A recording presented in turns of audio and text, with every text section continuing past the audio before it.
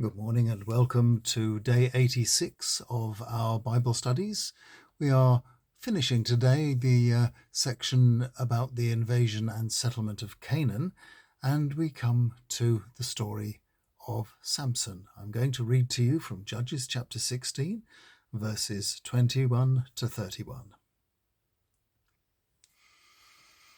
They captured Samson and blinded him. They took him to Gaza, chained him up, and put him to work grinding at the prison mill.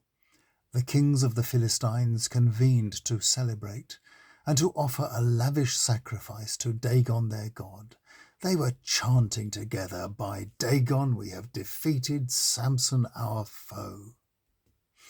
As they were enjoying themselves so much, they said, "Let's get Samson out here and have some fun." So they fetched him from the prison and taunted him. They stood him between two of the pillars of the temple. When the assembly saw him, they praised their God. "By our God, we have defeated our enemy. He is the one who laid our land waste and killed so many of us." Samson spoke to the lad who was leading him by the hand. "I need to feel the pillars that hold this place up." The place was filled with people. All 5 Philistine kings were present, and about 3,000 people were watching the fun from above. Samson prayed, "Yahweh my king, remember me, please. Just once more, give me back my strength to get even with them for blinding me." Then he took hold of the central pair of pillars that held the building up. As he pushed them, he cried out loudly, "Thus shall I die with these Philistines." And shoving with all his might, the building collapsed onto the 5 kings and everyone else. He killed more people when he died than he killed in all the rest of his life. His family came down to get his body and buried him in his father's tomb.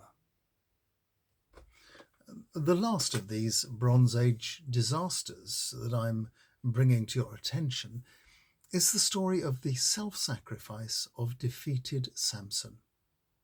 This famous story is one of strength, bravery, and heroism in the direst of circumstances.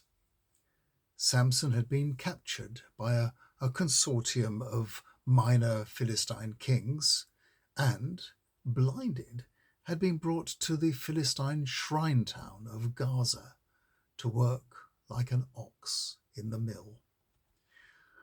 From his birth, his life had been dedicated to God as a defender of Israel, and as a quasi-sacramental sign of this, he had never cut his hair. Through many adventures, which you can read in Judges chapters 13 to 16, which I'm sure that you will enjoy reading by yourselves, Samson's faithfulness and strength shine through. Only at the end is he lulled into a false sense of security by Delilah, who cuts his hair while he sleeps. And then he is captured by his foes. Time passes in the Gaza prison, and as he grinds the corn like a beast of burden, day by day his hair begins to grow again, and with it his confidence. His humiliation in front of the large crowd in a cathedral-sized wooden pagan temple gives him the opportunity to renew his service to God and his people, an opportunity he grasps with both hands, literally. And a mighty shove brings the building down on them all. From archaeology, we know that the corn god Dagon was worshipped at this time, and that the pillars, which held up to what amounted to a sizable spectators' gallery, were probably tree trunks resting on stone bases, off which Samson would have been able to slide them sideways, causing the collapse.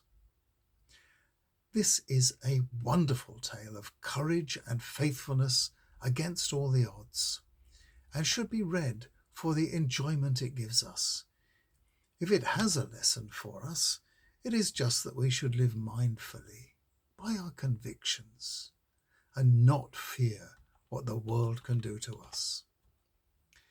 And so we come to the end of the memories and folk tales from the era of the settlement of the Promised Land.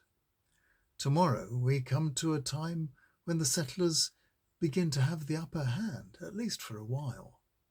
And the last of Israel's charismatic leaders, Samuel, is introduced to us as a small boy. I'll see you tomorrow.